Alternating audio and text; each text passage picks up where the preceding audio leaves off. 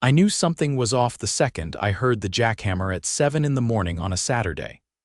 I live on a private road, emphasis on private owned and maintained entirely by me and the 5 other homeowners who chipped in for pavement work last spring. So when I saw a crew of orange-vested guys setting up cones and dragging rebar across the road, I grabbed my coffee and stormed out the front door in my boots and bathrobe. "Hey!" I shouted, stepping into the middle of the drive. "What the hell is going on here?"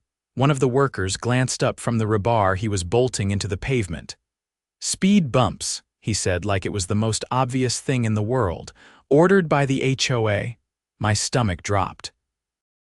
I looked up and, of course, standing there like she owned the place was Phillies Bradford, president of the Willow Creek HOA and self-declared traffic enforcer of the world. Her bleach blonde bob was practically glowing in the sun, and she had that smug little clipboard clutched to her chest like it was a badge. "Phillies," I said, walking straight toward her. "This is a private road. This road doesn't belong to Willow Creek HOA." "You can't do this." She didn't even blink. "Derek, I'm doing what's best for the community. Residents have complained about people speeding through here." "Yeah, which residents? This isn't even your jurisdiction." "Oh, please," she huffed. "The HOA has an easement agreement." "No, it doesn't," I said. "And you know that. We had this argument 2 years ago when you tried to make us paint our fences beige." "Well, we're putting safety first now. If you have a problem with that, take it up with the board." I laughed. "I'm not under your board." She turned and waved to the workers. "Keep going," she barked. "Install all 5. That's when I went back inside, grabbed my phone, and called the sheriff. By the time Deputy Harlan rolled up 20 minutes later, they'd already poured concrete for 2 speed bumps and were prepping a third. "Morning, gentlemen," Harlan said, stepping out of his cruiser. "Got a call about unauthorized construction on private property?" "Right here," I said, arms crossed. Phillies strutted over. "Deputy Harlan, this is HOA-approved work. It's for safety." "On a private road?" he asked, tilting his head. "Whose name is on the property deed?" "Mine," I said, pulling out the printed copy I'd grabbed from my filing cabinet. "And 5 of my neighbors. No HOA involvement, no easement. Nothing." Harlan took the paper, read closely, then looked at Phillies. "You got permission from the property owners, ma'am." "We don't need permission," she snapped. "We represent the community." "Actually, you do need permission. This is clearly private land. You're violating trespassing laws and possibly committing property damage." Phillies' face turned red. "Are you serious?" "Dead serious," he said, walking over to the workers. "Pack it up, fellas, and you're gonna need to remove what's already been done." "You're kidding," she gasped. "I'm not," he said. "And if you don't get these speed bumps off this road by sundown, I'll be back with citations and maybe handcuffs." I didn't say a word. I just stood there and watched her stare at the concrete like it had betrayed her, and you better believe that was just the beginning. By Sunday morning, the concrete was still there, 2 partially formed speed bumps drying like tumors on the asphalt. The construction crew had vanished the minute Deputy Harlan gave the order, leaving behind orange cones, a wheelbarrow, and a crushed box of powdered donuts. I stood at the edge of the mess with my neighbor, Celia, who co-owned the stretch of road with me. She was in her gardening gloves, holding her phone horizontally, filming everything. "Document everything," she muttered. "If they so much as breathe on this road again, I want it recorded." "They're already in deep," I said, crouching to inspect the raw concrete. "This isn't just trespassing, it's vandalism." "They didn't even notify us." Celia zoomed in on a small metal rebar loop protruding from the top of the hardened mound. "They poured this right over the drainage cut. This could flood the whole lower end of the road if it rains." I stood up slowly. "That's not just reckless. That's sabotage." We both turned at the sound of tires crunching gravel. A silver Lexus glided up, and out stepped none other than Greg Talbot, the HOA vice president.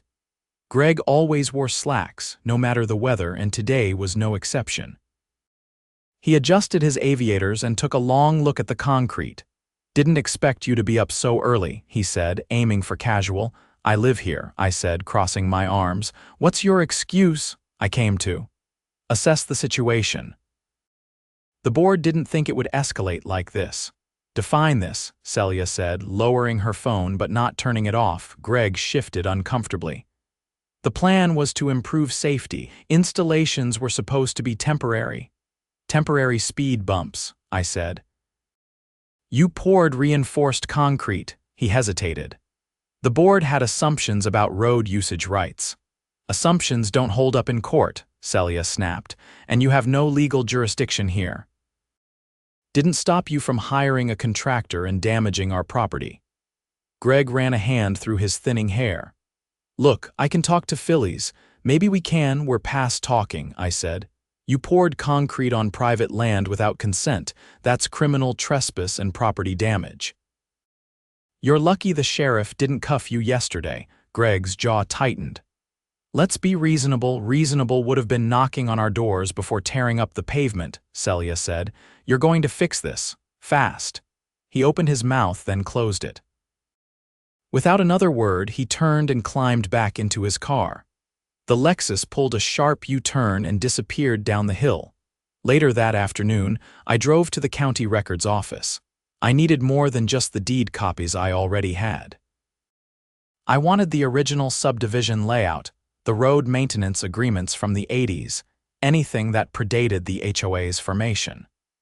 If they were going to keep pushing, I needed irrefutable proof that this road was never under their jurisdiction. The clerk, a guy named Harold who looked like he'd been filing documents since Reagan's first term, took one look at the parcel number and nodded. Ah, that stretch. I remember when it was still gravel. You're looking for development docs. Everything from zoning to utility easements, I said. If it mentions the HOA, I want it. He dug through 2 drawers, then handed me a thick manila folder. Knock yourself out. An hour later, I was back home, flipping through photocopies on my kitchen table. There it was, black and white, Section 3, Paragraph 2. Access road remains under private ownership, to be maintained by parcels 17 through 23. No governing authority, including but not limited to Willow Creek Homeowners Association, shall assume control or levy restrictions. I scanned it, saved it, printed 3 copies, and emailed a 4th to my attorney friend, Carla, who owed me a favor after I helped her brother replace his transmission last winter.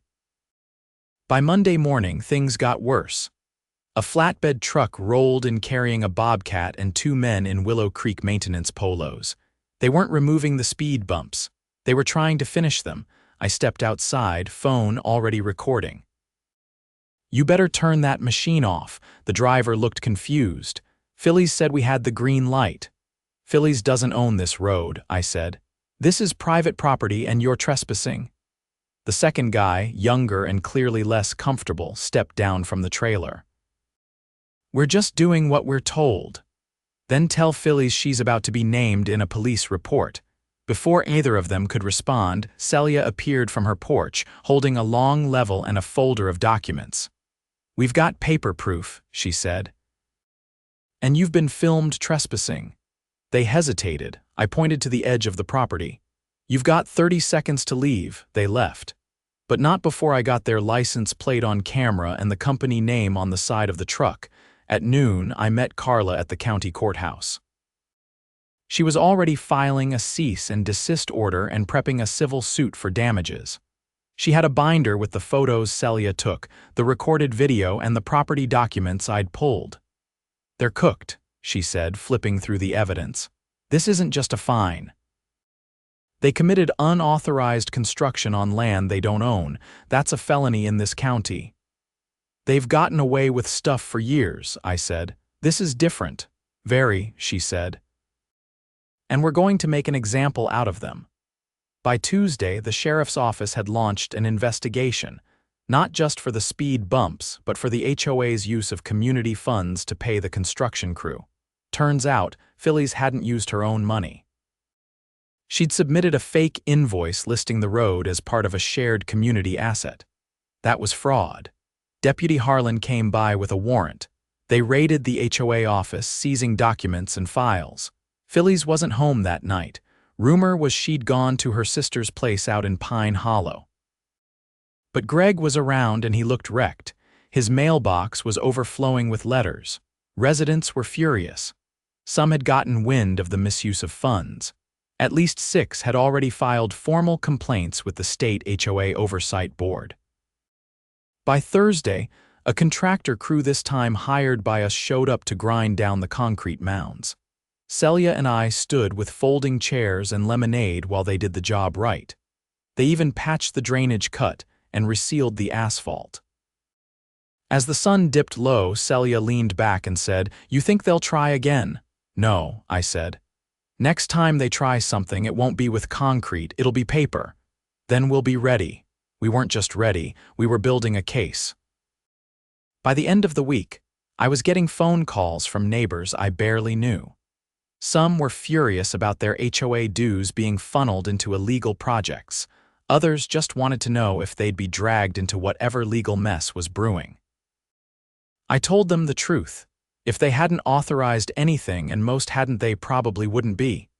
But the deeper we dug, the more tangled things got. Celia, for one, had started pulling the HOA's annual meeting minutes from the last 5 years. She shared them with Carla and me over dinner at my place Saturday night.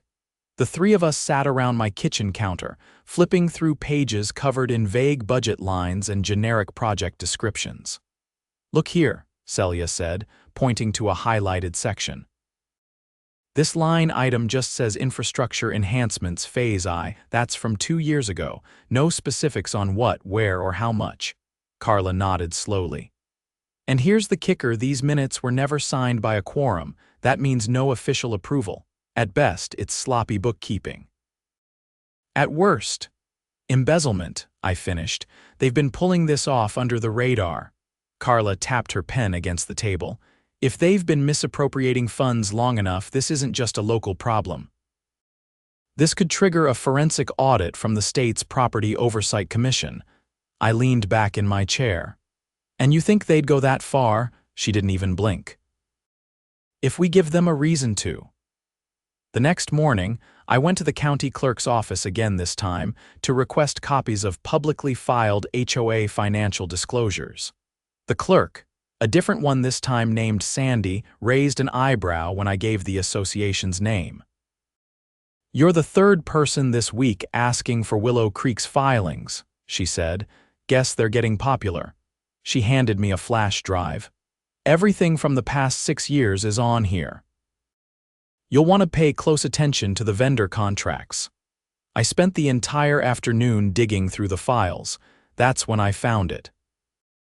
A construction invoice submitted 6 months ago, same contractor that poured the speed bumps, showing payment for municipal-grade traffic control devices. The invoice was stamped and signed by Phyllis as authorized HOA officer. But the address listed wasn't part of Willow Creek at all. It was ours, my road, our private road. I forwarded the file to Carla immediately. She called within minutes. She forged the jurisdiction. That's a 2nd-degree felony. If she claimed legal authority over land she doesn't govern to process payments. She's done. By Monday, the district attorney's office had opened a formal investigation. Carla helped draft the complaint, attaching the forged invoice, the property records, and our video evidence. The DA's investigator, a woman named Tasha Marlin, called me that afternoon. "We've seen shady HOAs before," she said. "But this one's got a whole paper trail of fabricated authority. We're building a case for fraud, conspiracy, and misappropriation of funds." "Will it stick?" I asked. "If half of what you gave us checks out, it'll do more than stick." "It'll bury them." On Tuesday morning, Willow Creek's HOA office was locked up tight. But that evening, something strange happened. A white SUV pulled up to my house and parked across the street. A man in a cheap suit got out, walked straight up my driveway, and rang my bell. He was holding a clipboard and wore a badge clipped to his belt, not a police badge, but one from a private legal firm. "You Derek Cole?" he asked. "Who's asking?" "I'm serving you a cease and desist. You've been making defamatory statements about my client, Mrs.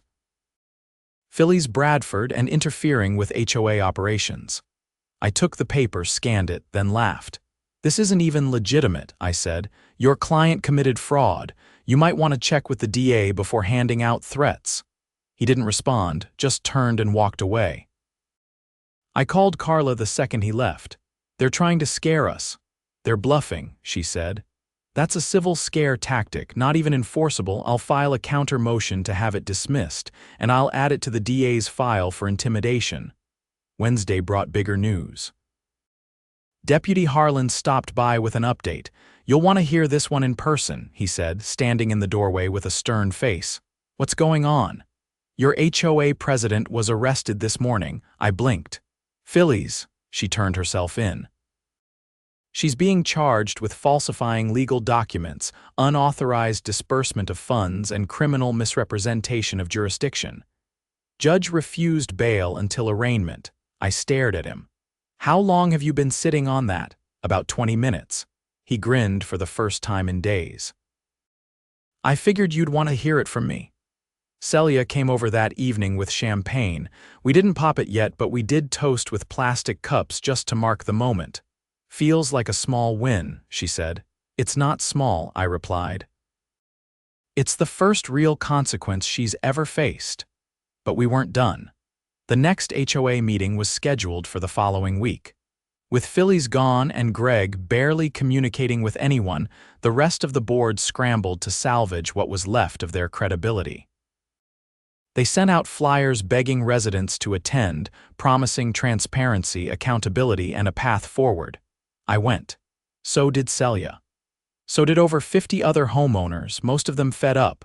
The meeting was held in the community center, usually empty except for yoga classes and birthday parties. This time it was standing room only. Greg stood at the front, visibly sweating, holding a microphone like it was a live grenade. As acting president, he began, I want to acknowledge the recent challenges we've faced. A man in the back shouted, call it what it is. You stole from us, a woman near the front added. You let her do it. You signed off on everything, Greg stammered. We were misled, no, I said, cutting in. You were complicit. You approved projects outside your jurisdiction. You spent our dues without oversight. And now you want to pretend you didn't know. You were on the signature lines. He looked like he might melt. I didn't realize the extent. The state will decide what you realized, Carla said, stepping forward from the crowd. But the board's negligence is clear. You violated your own bylaws. And the residents deserve better. Someone shouted, we want a full audit, another voice, and a new board. The room erupted. Greg tried to speak again, but it was over. A motion was made, seconded, and voted on live, in that moment to suspend all existing board members pending investigation and appoint an interim committee of residents to oversee operations. Celia was voted in unanimously. Afterward, she looked at me with a half nod. I didn't want this job. You earned it, I said, and someone has to clean up the mess. That night, as I stood on my front porch, I watched a few cars drive slowly down the road. No speed bumps, no cones, no construction equipment, just clean pavement and quiet air. And for the first time in weeks, the neighborhood felt like ours again. Celia's first official act as interim chair of the Oversight Committee was to hire a forensic auditor. Not someone local. Either she brought in a woman named Dana Valenti, a tough-as-nails CPA from 2 counties over with a reputation for sniffing out misappropriated funds like a bloodhound. Dana didn't bother with pleasantries. She showed up in a gray blazer, carried 3 laptops, and set up shop in the community center's back office. By the end of her second day, she'd already flagged 4 years' worth of questionable expenditures, including a consulting fee to a company that didn't seem to exist, and several inflated invoices for landscaping work that never happened. On the 3rd day, she called Celia and me in. I need to show you something, she said, tapping her screen. This file was buried inside a general ledger folder labeled Budget Projections. It's encrypted, but I already cracked it. She turned the screen toward us. The file was a spreadsheet, but the contents didn't match any legitimate budget. It logged HOA dues collected, then listed a second column labeled discretionary allocation. The numbers didn't match any public records. Nearly $20,000 had been quietly siphoned over the past year alone. "Where did it go?" Celia asked. Dana clicked over to a second tab. "Wire transfers." All routed to an account opened under a shell nonprofit Willow Creek Neighborhood Safety Alliance. Except that organization doesn't exist with the state. I checked. The bank account is real, though, and here's where it gets ugly: it's registered to a Robert M. Bradford. I leaned in. "Phyllis's husband," Dana nodded. "He's not officially on the HOA board, never was, but it looks like he's been using the association as a personal ATM. Celia stared at the screen. "How did no one catch this?" Dana leaned back. "Because the real books were only ever shown to 3 board members. The rest got sanitized versions, and the residents? They just saw the annual summary, vague numbers, no backup." I stood up and paced. "This is beyond HOA violations. This is wire fraud, embezzlement, maybe even conspiracy to defraud." Dana folded her arms. "I already sent it to the DA's office." That same afternoon, 2 plainclothes investigators from the Financial Crimes Division showed up.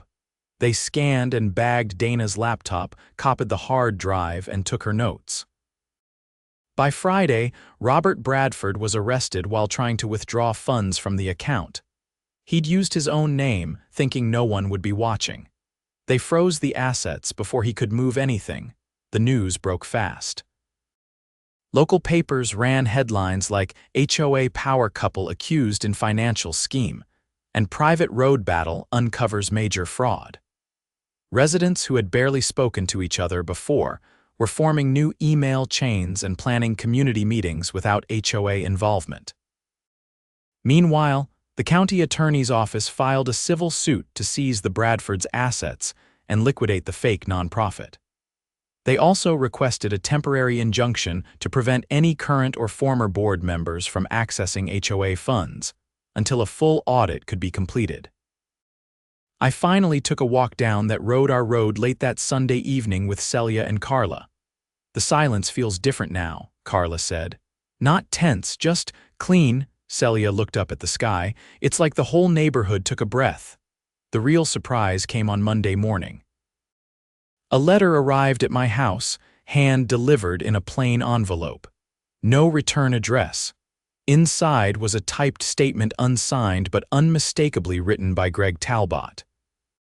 The letter detailed how the board had been manipulated by Phyllis, how votes were faked or quietly skipped, and how she threatened to destroy anyone who asked too many questions.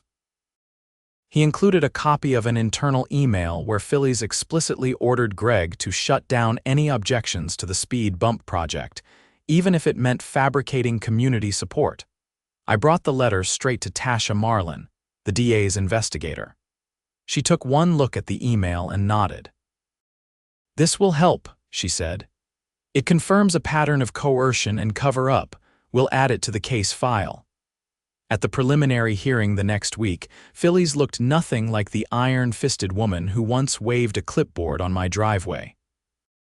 She wore a wrinkled blouse and avoided eye contact with everyone in the courtroom. Her attorney entered a not guilty plea, but the judge denied bail again, citing risk of evidence tampering and community disruption. The judge also approved a motion to appoint a state-appointed receiver to temporarily manage Willow Creek's HOA finances. That meant no more secret budgets, no more backdoor deals.